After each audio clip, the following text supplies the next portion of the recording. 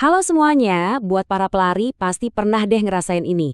Di satu sisi pengen banget lari lebih kenceng, mecahin rekor pribadi, tapi di sisi lain kita juga sadar harus jaga badan biar bisa terus lari sampai tua. Nah, kali ini kita akan coba bedah dilema abadi ini, antara kecepatan dan keawetan. Pertanyaannya kedengeran aneh ya. Masa sih melambat malah bikin kita jadi lebih cepat? Tapi percaya deh, di dalam paradoks inilah sebenarnya ada kunci buat membuka potensi lari kita, sekaligus ngejaga kita dari cedera. Oke, kita mulai dari yang paling dasar dulu ya. Buat banyak pelari, tujuan utamanya ya satu, ningkatin pace. Simpelnya, pace itu adalah waktu yang kamu butuhin buat lari sejauh 1 kilometer. Mungkin buat pemula ada di angka 7-9 menit per kilometer. Kalau yang udah jagoan, bisa 5-6 menit. Tujuannya jelas, bikin angka itu makin kecil. Tapi buat jadi lebih cepat, kita nggak bisa cuma lihat angka di jam tangan loh. Ada ukuran lain yang nunjukin seberapa efisiensi mesin tubuh kita bekerja. Yuk kita lihat apa itu. Nah, ini dia yang namanya VO2 max. Anggap aja ini kayak kapasitas mesin tubuh kamu. Makin tinggi angkanya, artinya tubuh kamu makin jago mengubah oksigen jadi energi. Efeknya, kamu bisa lari kenceng lebih lama, dan tanjakan yang dulu bikin ngos-ngosan, sekarang rasanya jadi lebih enteng.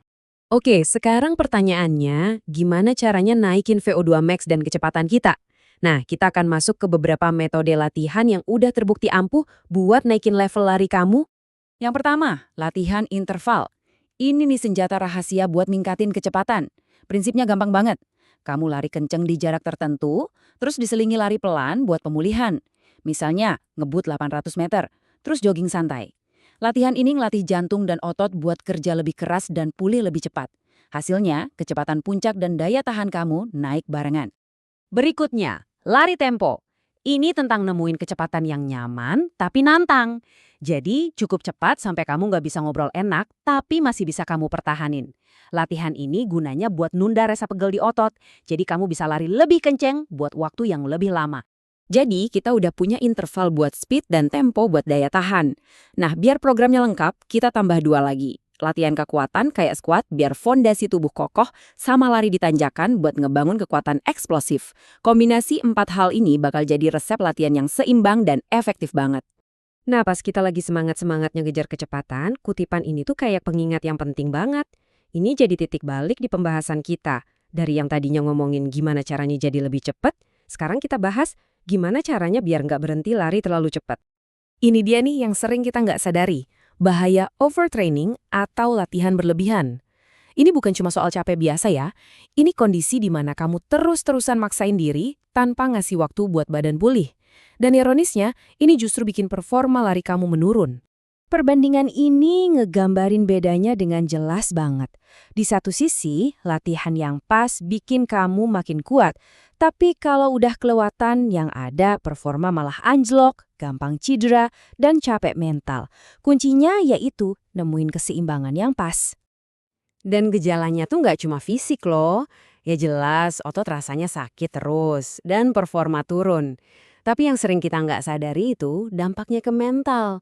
Stres berlebihan di sistem saraf itu bisa bikin hormon kita berantakan.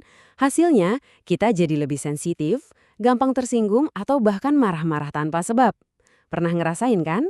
Nah, buat pelari di atas usia 40 tahun, risikonya bisa lebih serius.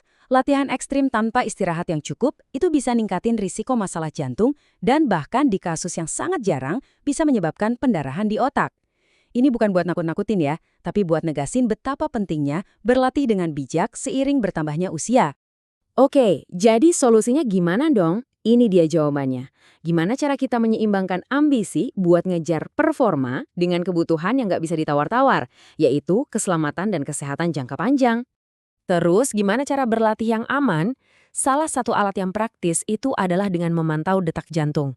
Ada rumus sederhana nih. 2-2-2 dikurangi usia kamu. Hasilnya adalah perkiraan kasar detak jantung maksimal kamu.